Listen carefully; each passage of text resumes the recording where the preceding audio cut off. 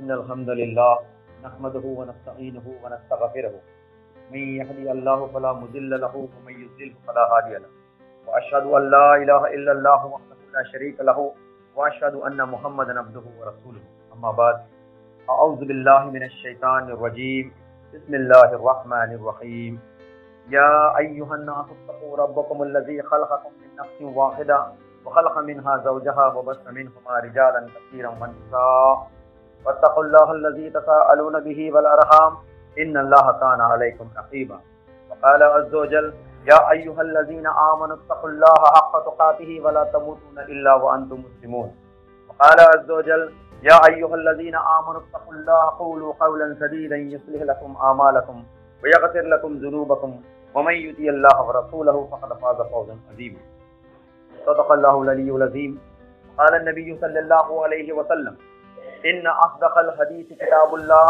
وأحسن الهدي هدي محمد صلى الله عليه وسلم وشر الأمور محدثاتها وكل محدثة بدعة وكل بدعة ضلالة وكل ضلالة في النار وقال النبي صلى الله عليه وسلم من أحب سنتي فقد أحبني من أحبني كان معي في الجنة أو كما قال عليه الصلاة والسلام رب اشرح لي صدري ويسر لي أمري واحلل عقدة من لساني يفقهوا قولي رب يسر ولا تعسر وتأمن بالخير رب زدني علما سبحانك لا علم لنا إلا ما علمتنا إنك أنت العليم الحكيم معزز و محترم బిరాదరాని ఇస్లాం అస్సలాము అలైకుం వరహ్మతుల్లాహి వబర్కాతుహు.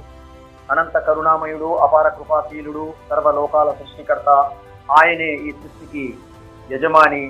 ఆయన ఈ సృష్టిని 6 దినములలో సృజించి వాటి మధ్యలో ఉన్నటువంటి సమస్తాన్ని బ్రతికించి వాటి జీవనోపాధిని కల్పించి వాటికి మరణమును ఇచ్చి తీర్పు దినము నాడు అందరి లెక్కలు తీసుకునే ఆ తీర్పు దిన యజమాని అల్లాహకే సకల స్తోత్రములు మరియు పొగడ్తలను. అదేవిధంగా ప్రవక్తలందరిపై కూడా అల్లాహ్ యొక్క శాంతి శుభాలు కురువుగాక. ఆమీన్.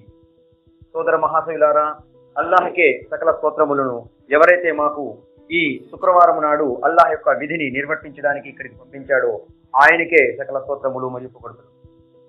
ఈ రోజు ఇన్షా అల్లాహ్ తలిస్తే నేను మీ ముందు ఇస్లాంలోని ఒక ముఖ్యమైన అంశం గురించి 2 మాటలు చెప్పదలిచాను, ఖురాన్ మరియు అహాదీసుల వెలుగులు. అది ఏమనగా, అల్లాహ్ క్షమాపణని ఎక్కువగా అధికముగా ఇష్టపడతాడు. క్షమాపణ ఎవరి కోసం అల్లాహ్ సుబ్హానహు వ తఆలా ఇచ్చాడనేటువంటి విషయాన్ని కూడా ఇన్షా అల్లాహ్ ఖురాన్ గ్రంథం మరియు అహాదీసుల వెలుగులో మేము మీ ముందు ఉంచదలిచాను. మొట్టమొదటిగా చూస్తే అల్లాహ్ సుబ్హానహు వ తఆలా హజరత్ ఆదం సంతానాన్ని సృష్టించక ముందు కూడా ఒక సంకల్పాన్ని చేసి ఉన్నాడు. ఆ సంకల్పం నిమిత్తమే హజరత్ ఆదము మరియు ఆయన బిడ్డలందరూ కూడా ప్రళయదయం వరకు ఈ భూమి మీదకి పుట్టించడం జరిగింది. అదేవిధంగా ఆదముని పుట్టించిన తర్వాత అల్లాహ్ సుబ్హానహు వ తఆలా ఆదాము ఆత్మని ఆదాములో ఊతక ముందు ఆదాము యొక్క మట్టి బొమ్మని తయారు చేయగా శాతాను అంటే అప్పుడు శాతాను అనే ఈ అవార్డు అతనికి ఇవ్వబడలేదు. శాతాను అనేది అల్లాహ్ సుబ్హానహు వ తఆలా ఇచ్చినటువంటి ఒక పిలుపు మాత్రమే. ఇంతకు ముందు అతను ఇబ్లీస్ గా పిలువబడేవాడు. అతను జిన్నాతులలోని వాడుగా ఖురాన్ గ్రంథం ధృవీకరిస్తుంది. అతను అంటే ఇబ్లీసు స్వర్గానికి అధిపతిగా ఉండేవాడు. స్వర్గానికి ఆయన వాచ్మెన్ గా ఉండేవాడు. ఆయనే సమస్తము మంచి చెడులు స్వర్గంలో ఏమి కావాలి, ఎవరిని ఏ విధంగా ఆదేశించాలనే ఒక డ్యూటీని నిర్వర్తిస్తూ ఉండేవాడు. కానీ తర్వాత ఏమి జరిగింది, ఆదామును పుట్టించిన తర్వాత అల్లాహ్ సుబ్హానహు వ తఆలా ఆదాము మట్టి బొమ్మలోకి ఊదినప్పుడు అక్కడ ఉన్న చరాచర సృష్టినందుటిని అల్లాహ్ సుబ్హానహు వ తఆలా ఆదేశించాడు. ఖురాన్ గ్రంథం ఈ విధంగా తెలియజేస్తుంది. సూరా బఖరా సూరా నంబర్ 2 ఆయత నంబర్ 30 నుంచి 38 వరకు మేము చదివితే ఈ విషయాన్ని అక్కడ వ్యక్తపరచడం జరిగింది. అల్లాహ్ సుబ్హానహు వ తఆలా అంటున్నాడు, వఇద్ ఖాల రబ్బుక లిల్ మలాయికతు, నేను ఆదామును సృష్టించదలిచాను అని అన్నప్పుడు వారందరూ భూమి మీదకి వెళ్ళి కల్లోలాన్ని సృష్టించి ఇతన్ని నువ్వు ఎందుకు పుట్టిస్తున్నావు దేవా, మేము నీ స్తుతిని కొనియాడడానికి మేము సరిపోమా అని అన్నప్పుడు అల్లాహ్ సుబ్హానహు వ తఆలా వాటితో అన్నాడు, ఏదైతే ఏ జ్ఞానాన్ని అయితే నేను కలుగున్నానో అది మీకు తెలియదు అనే విషయాన్ని అక్కడ వ్యక్తపరచడం జరిగింది. అదేవిధంగా అల్లాహ్ సుబ్హానహు వ తఆలా ఆదామును పుట్టించిన తర్వాత ఆత్మని ఆదాములోకి ఊదిన తర్వాత ఇక్కడ నేను ఆదాము ఆత్మని ఆదాము మట్టి బొమ్మలోకి ఊదిన తర్వాత అనే విషయం గట్టిగా ఎందుకు ప్రస్తావిస్తున్నానంటే చాలా మందికి గ్రంథ జ్ఞానం లేనిటువంటి చాలా మంది ఇది అంటున్నారు. అల్లాహ్ సుబ్హానహు వ తఆలా తన ఆత్మని ఆదాములో ఊదాడు అనే విషయాన్ని చాలా మంది ఇక్కడ అవివేకంగా చెప్పుకోవడం జరుగుతుంది. ఈ విషయాన్ని ఖండిస్తూ ఖురాన్ గ్రంథంలో మరియు అహదీసు రసూల్ సల్లల్లాహు అలైహి వసల్లంలో ఈ విషయం తెలియజేయబడింది. ఆదాము ఆత్మని ఆదాము మట్టి బొమ్మలోకి అల్లాహ్ సుబ్హానహు వ తఆలా ఊదినప్పుడు ఆయన తల నుంచి పాదాల వరకు సృష్టించుకుంటూ వచ్చాడు. అంటే అల్లాహ్ సుబ్హానహు వ తఆలా ఆయన్ని సృష్టించాడు. అతని ఆత్మ శిరస్సు నుంచి పాదాల వరకు పాకుతూ వచ్చినప్పుడు ఆయన తుమ్మాడు. అప్పుడు ఆయనకి జవాబు ఏమి ఇవ్వాలి అనే విషయాన్ని తెలియజేసిన తర్వాత ఇది ఒక ప్రామాణికమైన హదీస్ ప్రకారం మనకు తెలుస్తుంది. మరి అదేవిధంగా అది నా విషయం కాదు ఇప్పుడు చర్చించదలిసినది. తర్వాత ఏమి జరిగింది, ఆదాము ముందు సాష్టంగా పడండి అని అన్నప్పుడు అందులో అందరూ సాష్టంగా పడ్డారు. కానీ ఇబ్లీసు మాత్రం, దేవా నువ్వు నన్ను నిప్పు నుండి సృష్టించావు, మరి ఆదామునైతే నువ్వు మట్టిని సృష్టించావు, నేను నిప్పుని ఉన్నతమైనదిగా అనుకుంటున్నాను, కాబట్టి నేను అతనికి సాష్టంగా పడనున్న విషయాన్ని చెప్పినప్పుడు అక్కడ తిరస్కార వైఖరిని అవలంబించినటువంటి ఆ ఇబ్లీస్ కి అల్లాహ్ పెట్టిన నామమే షాతాన. షీన్ తే నూన్తో కలిపి షాతాను అంటే అవిశ్వాసుడు, అహంకారము చూపినటువంటి వ్యక్తిగా అతనికి షాతాను అనే ఒక నామకరణము చేసి, నువ్వు ఈ స్వర్గము నుండి వెళ్ళిపో, ఒక నిర్ణీత గడువు వరకు నువ్వు భూమిపై ఉంటావు అనే విషయాన్ని ఖురాన్ గ్రంథం ద్వారా మేము తెలుసుకున్నాము. మరి షాతాను అప్పుడు ఒక విషయం అల్లాహ్తో చాలా మంది ఈ విధంగా చెప్తూ ఉంటారు, తమ లెక్చర్స్ లో తమ ఉపన్యాసాలలో ఈ విధంగా చెప్తూ ఉంటారు. ఏమంటారు, అల్లాహ్ సుబ్హానహు వ తఆలా ముందు షాతాను ఛాలెంజ్ చేశాడు అని చెప్తూ ఉంటాడు. సోదర మహాశయులారా, ఛాలెంజ్ అనేటువంటి విషయము ఇద్దరు సమవర్తుల మధ్యలో ఒకడు వేరే వానిపై ఉపయోగించిన విషయము. ఛాలెంజ్ అని అంటే షాతాను అల్లాహ్ ముందు ఛాలెంజ్ చేశాడనడం చాలా పెద్ద తప్పు. అల్లాహ్ ముందు, అల్లాహ్ శక్తి సామర్థ్యాల ముందు షాతాను అసలు దేనికి పనికిరాడు. అంటే షాతాను అక్కడ విన్నవించుకున్నాడు. ఇదే విషయాన్ని ఖురాన్ గ్రంథంలో సూర అరాఫ్ సూర నంబర్ 7 ఆయత్ నంబర్ 1 నుంచి 14 వరకు 11 నుంచి 14 వరకు మీరు చదివితే అక్కడ ఇబ్లీసు అంటే అక్కడ షాతానుగా పిలవడేపట్టి ఇబ్లీసు అల్లాహ్ను అడిగాడు, ఓ దేవా, ఓ ప్రభువా, నీ యొక్క శక్తి సామర్థ్యాల సాక్షిగా నేను చెప్తున్నాను, నువ్వు నాకు నిర్ణీత గడువు కాలము ఇవ్వు, నేను ఎవరి ద్వారా అయితే నేను అవమానించబడ్డాను అతని నేను రుజుమార్గం నుంచి దూరం చేస్తాను అనే విషయాన్ని షాతాను అడగగా అప్పుడు అల్లాహ్ సుబ్హానహు వ తఆలా అతనికి ఆ నిర్ణీత గడువు ఇవ్వడం జరిగింది. మరి అదేవిధంగా సోదర మహాశయుల ద్వారా అల్లాహ్ ప్రవక్త ముహమ్మద్ సల్లల్లాహు అలైహి వసల్లం ఒక హదీసులో ఈ విధంగా తెలియజేస్తారు. మిష్కతుల్ మసాబి సంపుటము 2 హదీస్ నంబర్ 2344 ప్రకారము ఒక హదీసు ఆయన అల్లాహ్ ప్రవక్త సల్లల్లాహు అలైహి వసల్లం చెప్పడం జరిగింది. అందులో అంటున్నారు, షాతాను అప్పుడు అల్లాహ్ సుబ్హానహు వ తఆలాతో ఈ విధంగా అడిగాడు, ఓ అల్లాహ్, నీవు ఆదాముని మరియు ఆదాము సంతానానికి ఉన్నతమైన స్థానాన్ని ప్రసాదించావు కదా, అయితే నేను భూమిపై వెళ్ళిన తర్వాత ఆదామును మరియు ఆదాము సంతానాన్ని చాలా రకాలుగా నేను అతను మాట వేసి ఉంటాను, అతను తప్పుల కోసం నేను ప్రోత్సహిస్తాను, అతను తప్పు చేసి నరకాగ్నికి నాతో పాటు నరకాగ్నికి వచ్చేలాగా నేను చేస్తాను వా అని అన్నప్పుడు అల్లాహ్ సుబ్హానహు వ తఆలా అన్నాడు, షాతాను నువ్వు వెళ్ళి ఏదైనా చేసుకో, కానీ నా దాసులు నీకు లొంగరు, ఒకవేళ లొంగి వారు తప్పు చేసినా కూడాను నా దాసులకు ఒక అవకాశం నేను ఇస్తున్నాను, ఆ అవకాశమే క్షమాపణ మరియు మన్నింపు. సోదర మహాశయులారా, అల్లాహ్ ఇచ్చిన వరాలలో క్షమాపణ అనేది ఒక గొప్ప వరము అని ఖురాన్ గ్రంథం మరియు అహదీసుల ద్వారా మనకు తెలుస్తుంది. అంటే అల్లాహ్ సుబ్హానహు వ తఆలాతో షాతాన్ అడిగినప్పుడు, సరే నువ్వు రుజుమార్గంలో మాటు వెయ్యి, నువ్వు నా దాసులను రుజుమార్గం నుంచి తప్పించు, కానీ ఎప్పుడైతే వారు తప్పు చేసి నా వైపుకు మరులుతారో, మన్నింపుతో అంటే క్షమాపణతో పశ్చాత్తాపంతో మరులుతారో, అప్పుడు నేను ఖచ్చితంగా నా దాసులను క్షమించి స్వర్గవనాల్లోకి ప్రవేశింపజేస్తాను అనే విషయాన్ని అల్లాహ్ సుబ్హానహు వ తఆలా అక్కడ తెలియజేయడం జరిగింది. కాబట్టి ఈ హదీసు ద్వారా మాకు తెలియబడే విషయం ఏమిటంటే, ఆదాము మరియు ఆదాము సంతానము తప్పులు చేయడం సహజము. అంటే వారి సహజాతాలలోనిదే ఒకటి. ఎందుకంటే ఆదాము మరియు ఆదాము సంతానం ఎవరైనా కానీ, వారు ప్రవక్తలైనా కానీ, ఉన్నత పురుషులన్నా కానీ, ఋషులన్నా కానీ, ఎవరైనా కానివ్వండి, కానీ వారు మానవ మాతృడే. కాబట్టి మానవ మాతృలతో తప్పులు జరగడం సహజమైనటువంటి ప్రక్రియ. కాబట్టి ఎప్పుడైతే వారు తప్పు చేస్తారో మరియు అల్లాహ్ కోసం మన్నిపుని పశ్చాత్తాపంతో కోరుకుంటారో, అప్పుడు అల్లాహ్ సుబ్హానహు వ తఆలా వారిని క్షమిస్తాను అనే విషయాన్ని చెప్పడం జరిగింది. అదేవిధంగా షాతాను వెళ్ళి ఆదాముని మరియు హవ్వాని రుజుమార్గం నుంచి తప్పించడానికి ప్రయత్నించినప్పుడు వారిరువురు కూడా షాతాను మాయలో పడిపోయి ఏదైతే అల్లాహ్ సుబ్హానహు వ తఆలా ఏ పండునంటే తినవద్దని చెప్పాడో ఆ పండును తింటారు. ఈ విషయము మీ అందరికీ తెలిసినదే. కానీ ఆ తర్వాత అల్లాహ్ సుబ్హానహు వ తఆలాకు ఈ విధంగా వేడుకుంటారు, సూరే అరాఫ్ సూర నంబర్ 7 ఆయత నంబర్ 23 ప్రకారం ఈ విధంగా అల్లాహ్ సుబ్హానహు వ తఆలా తెలియజేస్తున్నాడు. అంటే అప్పుడు ఆదాము మరియు హవ్వ ఏ విధంగా అయితే అల్లాహకు మన్నింపు తెలుపుకున్నారో, అల్లాహకు క్షమాపణలు పశ్చాత్తాపమే తెలుసుకున్నారో అదే విషయాన్ని అల్లాహ్ సుబ్హానహు వ తఆలా ఈ విధంగా తెలుసుకున్నాడు. రబ్బనా జలమ్నా అన్ఫుసనా వ ఇల్లం తగఫిర్ లనా వ తర్హమ్నా లనకూనన్న మినల్ ఖాసిరీన్. వారు ఈ విధంగా అడిగారు, ఓ ప్రభువా, మేము మా మనసులపై, మా జీవితాలపై మేము నష్టాన్ని చేకూర్చుకున్నాము, మేము నష్టంలో ఉరికిపోయాము.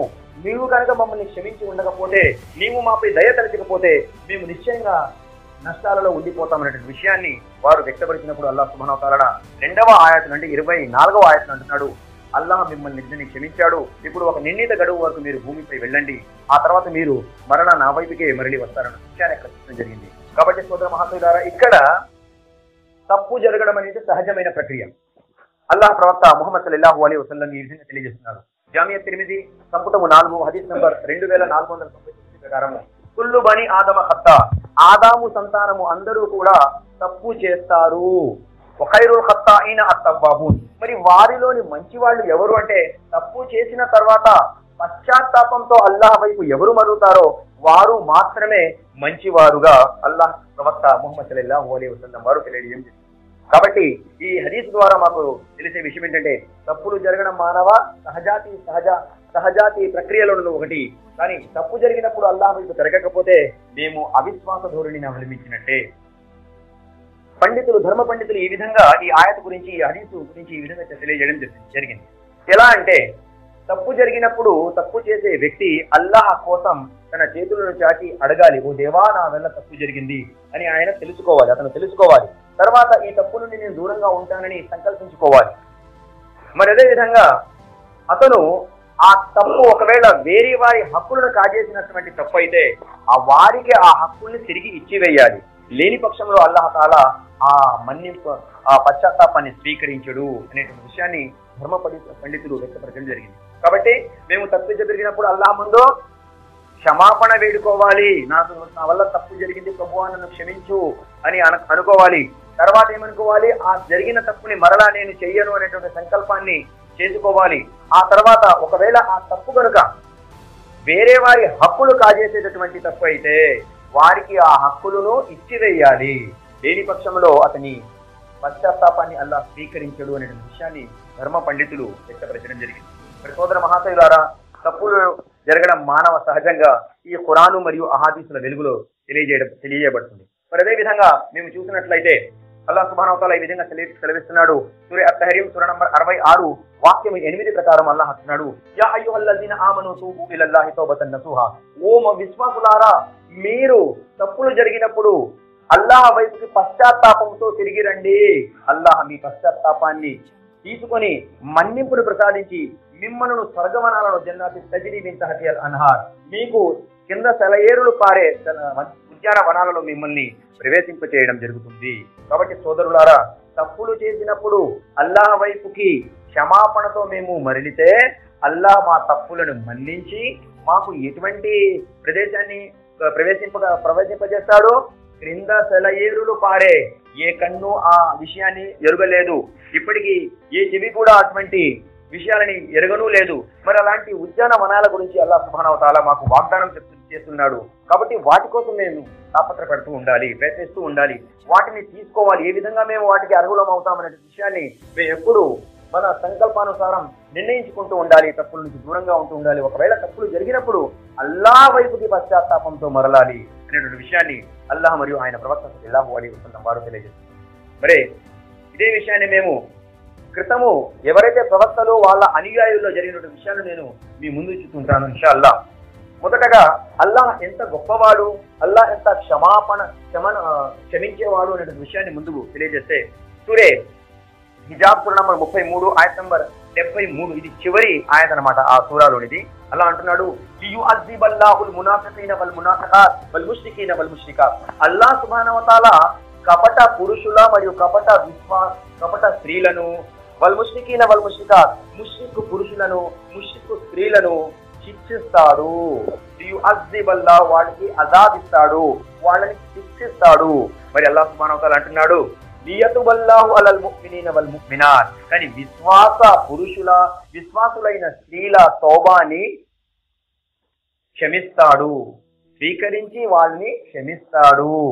లియతుబల్లాహు అలల్ ముఫ్మినీన వల్ ముఫ్మినాత్. విశ్వాసులు ఎప్పుడైతే తప్పు చేసినప్పుడు అల్లా వైపుకు మరలి, ఓ దేవా మేము తప్పు చేశామన్న విషయాన్ని వ్యక్తపరుస్తారో అల్లా ఆ పశ్చాత్తాపాన్ని స్వీకరించి వారికి మన్నింపును ప్రసాదిస్తాడు. ఇంకా అంటున్నాడు, వకానల్లాహు గఫూరుర్ రహీమా. అల్లా సుబ్హానహు వ తఆలా ఎంతో క్షమించేవాడు, అపారంగా దయను చూపేవాడు, అమితంగా క్షమించేవాడు మరియు అపారమైనటువంటి దయను చూపేవాడని ఖురాన్ గ్రంథంలోని వాక్యము తెలియజేయబడింది.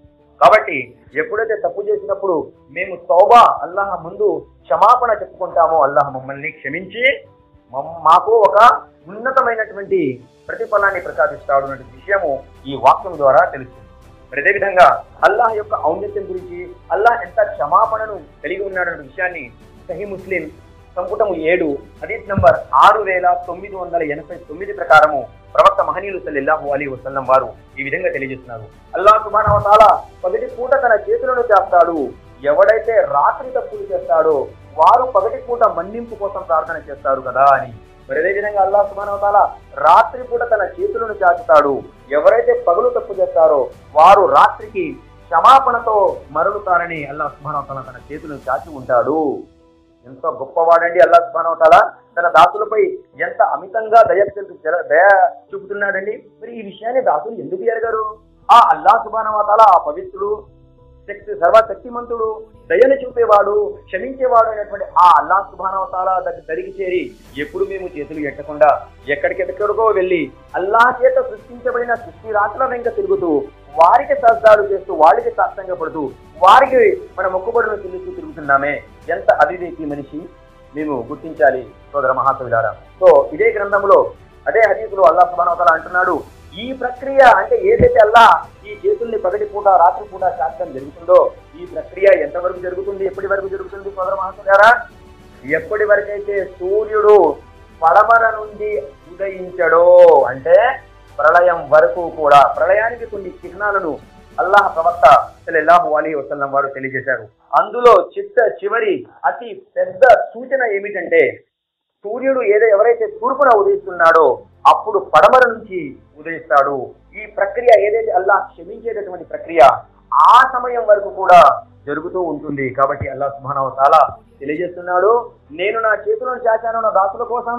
ఎవరైతే దాసుడు తప్పు చేసి నా వైపు క్షమాపణతో పశ్చాత్తాపంతో మరలుతాడో అప్పుడు నేను వారికి క్షమాపణ నిమిత్తము నేను వారికి మన్నించాలనే ఉద్దేశంతో నేను చేతులు చాచి ఉన్నాను. కాబట్టి సమస్త ప్రజానికం ఈ విషయాన్ని గమనించి ఆ అల్లాహ్ సుబ్హానహు వ తఆలా వైపుకి తిరిగి పశ్చాత్తాపడుతూ ఉంటే ఇన్షా అల్లాహ్ అల్లాహ్ యొక్క మన్నింపుకు మేము హక్కుదారులం అవుతాము. అల్లాహ్ ఇచ్చేటటువంటి ఆ క్రింద తలయేరులు పారించే ప్రదేశాలలోకి మేము ప్రవేశింపబడతాము అనే విషయాన్ని మేము గమనించాలి. మరి అదేవిధంగా అల్లాహ్ సుబ్హానహు వ తఆలా యొక్క ఔన్నత్యం గురించి ఒక హదీస్ ద్వారా నేను చెప్తాను. అల్లాహ్ సుబ్హానహు వ తఆలా ఏ విధంగా హదీస్ ఖుదుసి ద్వారా ప్రవక్త మహనీయులు సల్లల్లాహు అలైహి వసల్లం పై చెప్తున్నాడు చూడండి. సహీ బుఖారీ సంపుటము 9 హదీస్ నంబర్ 7404 ప్రకారము అల్లాహ్ ప్రవక్త ముహమ్మద్ సల్లల్లాహు అలైహి వసల్లం ఈ విధంగా తెలియజేస్తున్నాడు, అల్లాహ్ యొక్క దయ అల్లాహ్ యొక్క కోపాన్ని మించిపోయినది. అల్హమ్దులిల్లాహ్, అల్లాహు అక్బర్, సుబ్హాన్ అల్లాహ్. ఎంతటి మంచి విషయం ఇక్కడ చెప్పబడుతుందండి. ప్రవక్త సల్లల్లాహు అలైహి వసల్లం అలా అంటున్నారు, అల్లాహ్ యొక్క దయ అల్లాహ్ కోపాన్ని మించిపోయినది. అంటే అల్లాహ్ కోపపడేవాడును మరియు ఎక్కువ దయ చూపేవాడును. తప్పులు చేసినప్పుడు దాసుడు అల్లాహ్ యొక్క కోపానికి గురి కాకుండా భయపడాలి. కానీ ఎప్పుడైతే తప్పు చేసిన తర్వాత పశ్చాత్తాపంతో తిరుగుతాడో అల్లాహ్ అంటున్నాడు, నా దయ నా కోపాన్ని మించిపోయింది. కాబట్టి అత్యంత దయామయుడు ఆ అల్లాహ్ సుబ్హానహు వ తఆలా.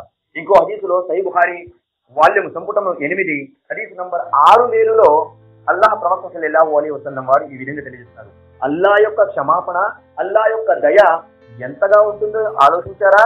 అల్లాహ్ తన కరుణా కటాక్షాలని తన కరుణను 100 భాగాలుగా చేసి 99 భాగాలు తన వద్దనే ఉంచుకుని ఒక భాగాన్ని సమస్త ఆకాశాలలో మరి అంటే ఈ సమస్త విశ్వంలో వ్యాపింపచేశాడు. ఎవడైనా భూమిపై ఒక తల్లి బిడ్డ కోసం తాపత్రయపడితే ఆ దయ ఏదైతే తల్లి బిడ్డపై చూపుతుందో అది కూడా ఆ ఒక్క భాగంలోని భాగమే. జంతువులు వాటి పిల్లల్ని కాపాడాలనే ఉద్దేశంతో వేరే జంతువుల బారి నుండి వాటి పిల్లల్ని రక్షించే ఉద్దేశంతో ఏదైతే దయను కలిగి ఉంటారో అది కూడా ఒక్క భాగంలోని భాగమే. ఎవడైనా ప్రేమికుడు ప్రియురాలి కోసం ఏదైతే ప్రేమను జతాయిస్తాడో అది కూడా ఆ ఒక్క భాగంలోని భాగమే. కాబట్టి సోదర మహాశయులారా, ఇక్కడే ఇంతగా ప్రేమను కలిగి ఉన్నటువంటి మానవ జాతి, జంతు జాతి, చెట్లు పుట్టలు ఇవన్నీ ఏదైతే ఉన్నాయో వీటన్నిటి మీద ఆ అల్లాహ్ యొక్క ఒక భాగమే సరిదిద్దబడితే మరి అల్లాహ్ వద్ద ఉన్న 99 భాగాల యొక్క అర్హులు ఎవరవుతారు? కాబట్టి ఆలోచించాలి సోదర మహాశయులారా. మేము అల్లాహ్ యొక్క ఔన్నత్యాన్ని గుర్తించి అల్లాహ్ వైపుకి పశ్చాత్తాపంతో తిరిగితే ఇన్షా అల్లాహ్ అల్లాహ్ సుబ్హానహు వ తఆలా మన్నింపుకై సిద్ధంగా ఉన్నాడనే విషయాన్ని దాసుడు గమనించాలి. ఇదే ఖురాన్ గ్రంథం మరియు ప్రవక్త సల్లల్లాహు అలైహి వసల్లం హదీసుల ద్వారా తెలియజేస్తుంది. మరి అదేవిధంగా ఒకప్పటి సంగతి నేను మీకు వ్యక్తపరుస్తాను. బనీ ఇస్రాయిలులోని ఒక అతను అల్లాహ్ యొక్క భయముతో ఈ విధంగా చేయమని వాళ్ళ కుమారుడికి ఆదేశించారు. సహీ ముస్లిం సంపుటము 7 హదీస్ నంబర్ 6980 ప్రకారము హదీసు తెలియజేయబడుతుంది. ప్రవక్త మహనీయులు సల్లల్లాహు అలైహి వసల్లం వారికి ప్రళయం తర్వాత జరిగే విషయాలను కూడా అల్లాహ్ సుబ్హానహు వ తఆలా తన కళ్ళ ముందు ఉంచడం జరిగింది. ఒక హదీసులో సహీ బుఖారీలో ఒక హదీసులో వస్తుంది, అల్లాహ్ సుబ్హానహు వ తఆలా యొక్క ప్రవక్త ముహమ్మద్ సల్లల్లాహు అలైహి వసల్లం వారు ఫజర్ నమాజు తర్వాత అదే స్థితిలో కొనసాగారు. మరి జుహర్ సమయమైంది, అదే స్థితిలో కొనసాగుతూ జుహర్ నమాజు చదివించి మరలా అదే స్థితిని కొనసాగించారు. అసర్ నమాజు చదివించి మరలా అక్కడే ఉండిపోయారు. మగ్రిబ్ నమాజ్ ఇలాగే ఇషా నమాజు కూడా చదివించి అక్కడే ఉండిపోయిన తర్వాత ఇషా నమాజు తర్వాత ఆయన తిరిగి మరలా ఇంటికి వెళ్ళిపోయారు. ఆ రోజంతా అలాగే ఆయన ఉండిపోయారు. ఈ విషయము సహాబాలకి అంటే ప్రవక్త అనుయాయులకి చాలా స్ట్రేంజ్ గా అనిపించింది, కొత్తగా అనిపించింది.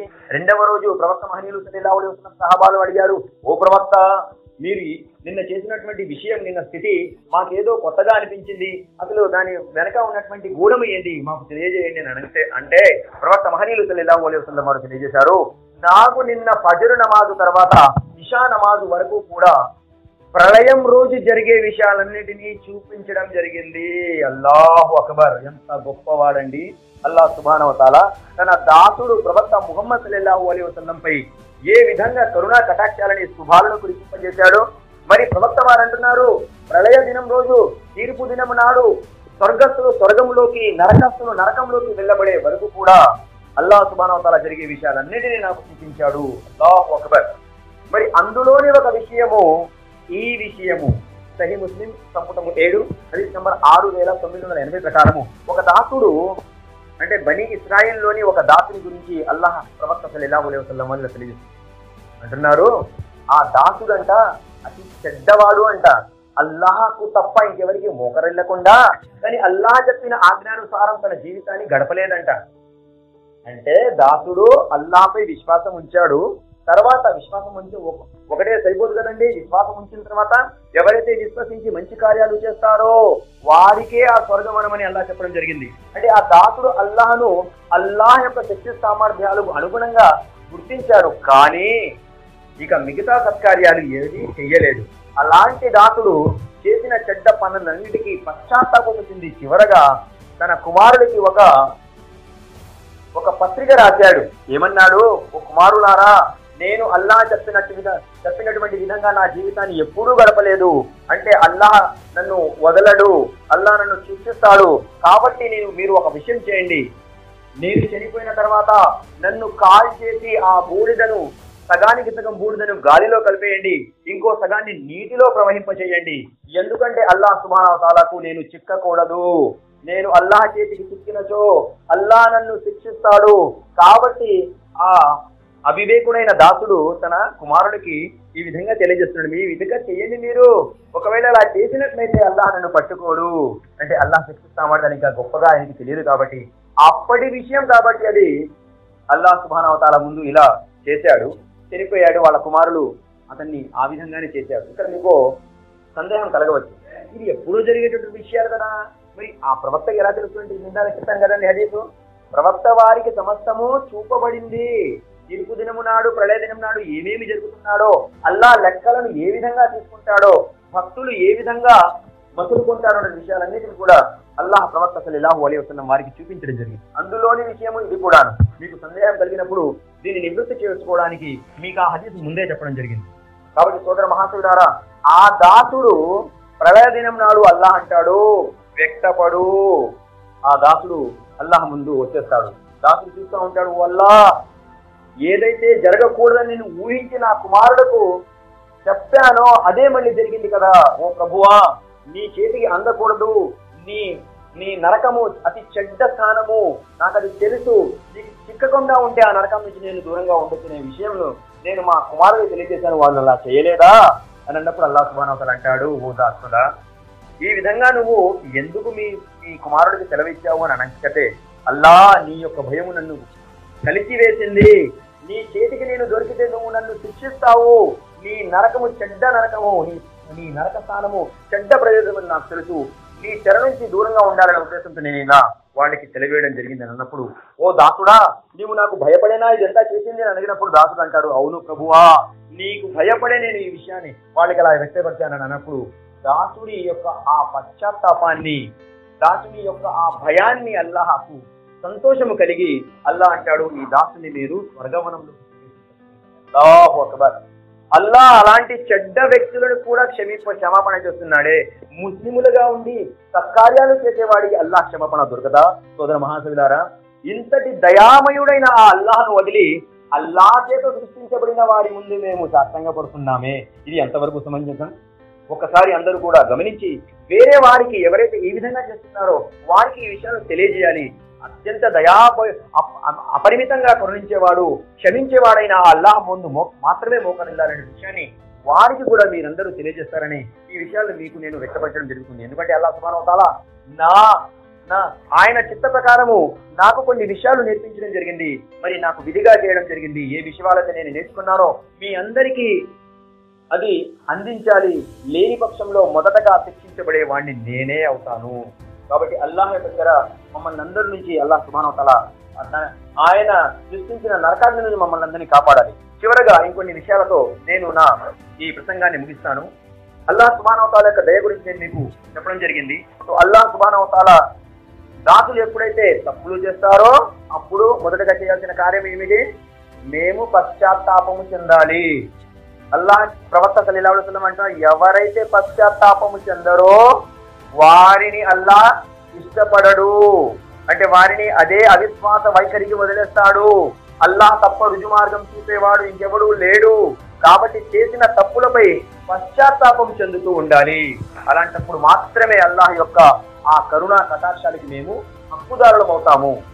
ఇది చాలా చాలా చక్కగా వివరించడం జరిగింది. కాబట్టి మీరందరూ కూడా అల్లాహ్ సుబ్హానహు వ తఆలా అంటున్నాడు, మంచి పనులు చేస్తూ ఉండండి, ఒక్కొక్క మంచి కార్యానికి 10 వంతులు మీకు పుణ్యఫలం ఇవ్వడం జరుగుతుంది. అంటే మన మంచి పనులు ఒక్కొక్క మంచి పనికి 10 రెట్లు 10% మనకు మంచి ఇంకా ఎక్కువ అధికంగా చేయబడుతుండటంతో పాటుగా అల్లాహ్ అంటున్నాడు, సూరే హూద్ సూర నంబర్ 11 వాక్యము 114 ప్రకారం అల్లాహ్ అంటున్నాడు, ఇన్నల్ హసనాతి, మీరు చేసే మంచి పనులు యుజ్హిబలిస్ సయ్యిఆతి, మీ యొక్క పాపాలను తుడిచివేస్తాయి. అల్లాహు అక్బర్, అల్లాహు అక్బర్. అల్లాహ్ అంటున్నాడు, మీరు చేసే మంచి పనులు మీ పాపాలను తుడిచివేస్తాయి. కాబట్టి దీని ద్వారా ఒక విషయం మనకు వ్యక్తపడుతుంది. ధర్మ పండితులు తఫ్సీర్ రాసేవాడు ఈ విధంగా తెలియజేస్తున్నారు, ఎప్పుడైతే దాసుడు తప్పు చేశారని అనుకుంటాడో అతను వెంటనే ఒక మంచి కార్యం చేసి అల్లాహ్ యొక్క ఆ కోపానికి, అంటే అల్లాహకు తనపై కలిగిన కోపాన్ని తగ్గించుకోవాలి అంటే ఒక మంచి పని చేయాలి. తప్పులు జరగడం సహజమే, కానీ చేసిన ప్రతి తప్పు తర్వాత పశ్చాత్తాపం ఉంటుంది. ఒక మంచి పని చేస్తే అల్లాహ్ అంటున్నాడు, ఇన్నల్ హసనాతి యుజ్హిబలిస్ సయ్యిఆతి, మీరు చేసే మంచి పనులు మీ పాపాలను చెరిపివేస్తాయి. అంటే ఇది ఒక విశ్వాసము కలిగే వారి కోసం ఎంత మంచి హితబోధ అని తెలియజేస్తున్నాడు. కాబట్టి సోదర మహాశయులారా, మీరందరం కూడా తప్పులు చేయడం మానవ సహజాతంలోని ఒకటి. కాబట్టి తప్పు చేసినప్పుడు అల్లాహ్ క్షమించేవాడు. అల్లాహ్ యొక్క చివరి మాటతో నేను నా ప్రసంగాన్ని ముగిస్తాను. అల్లాహ్ ప్రవక్త ముహమ్మద్ సల్లల్లాహు అలైహి వసల్లం వారు ఈ విధంగా తెలియజేస్తున్నారు. సహీహ్ ముస్లింలోని ఒక హదీస్ ప్రకారము అల్లాహ్ ప్రవక్త సల్లల్లాహు అలైహి వసల్లం ఇలా చెప్తున్నారు. జామియా తిర్మిజీలో హదీస్ నెంబర్ 3602 ప్రకారం అంటున్నారు, అల్లాహ్ సుబ్హానహు వ తఆలా ఒక ద్వారాన్ని తెరిచి ఉన్నాడు. ఎవరి కోసమండి ఆ ద్వారము?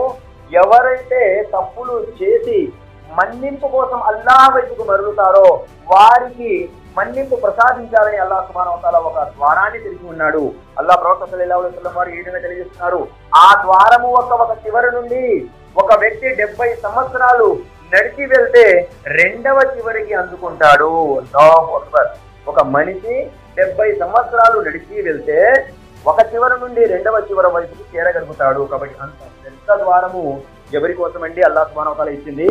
ప్రవక్త సల్లల్లాహు అలైహి వసల్లం అంటున్నారు, ఎవరైతే క్షమాపణను అర్థించుకుంటారో వారి కోసమే అల్లాహ్ తెచ్చినటువంటి ఆ ద్వారము. కాబట్టి సోదర మహాశయులారా, నేడు ఈ విషయాలన్నిటిని మీరు గ్రహించుకొని తదనుగుణంగా మీరు మీ జీవన సరళిని తీర్చిదిద్దుకుంటారని నేను అల్లాహ్తో ప్రార్థిస్తూ, అల్లాహ్ సుబ్హానహు వ తఆలా మా అందరికీ కూడా జ్ఞానాన్ని ప్రసాదించి దాన్ని అర్థం చేసుకుని అమలు పరిచేటటువంటి శక్తి సామర్థ్యాలను ప్రసాదించాలని అల్లాహ్తో నేను వేడుకుంటున్నాను. వఖౌలి ఖౌలి హాజా అస్తగ్ఫిరుల్లాహు లీ వ లకుం వ లిసాయిరిల్ ముస్లిమీన్.